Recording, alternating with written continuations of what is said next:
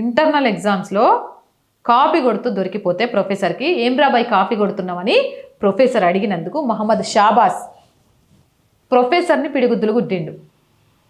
ప్రభుత్వం మాది, సిస్టమ్ మాది అని అతను భావించి ఉండొచ్చు, కానీ తప్పు చేస్తే ప్రశ్నించేటోడు కూడా ఉంటాడు. ఆ విషయం తెలుసుకోవాలా.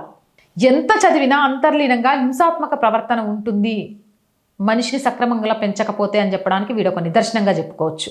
దాడికి స్పష్టమైన సీసీటీవీ ఆధారాలు ఉన్నప్పటికీ పోలీసులు స్వయంగా చర్య తీసుకోవడం లేదు. పోలీసులు చర్య తీసుకోకుండా ఆ ప్రొఫెసర్ వెళ్ళి పోలీస్ కేసు పెట్టాడా అంటే శివరాజ్ కుమార్ భయంతో కంప్లైంట్ చేయలేదు. ఎందుకంటే కంప్లైంట్ చేస్తే ఏం చేస్తారో, చంపేస్తారేమోనన్న భయంతో. ఇంకో ఆందోళన కలిగించే విషయం ఏంటంటే ఆ వీడియోను గమనిస్తే వైద్య పరీక్ష రాస్తున్న వారిలో దాదాపు సగానికి పైగా కనిపిస్తున్నారు. ఒక్కరు కూడా అడ్డుకోలేకపోయారు ప్రొఫెసర్ మీద ఏంటి దాడి అని.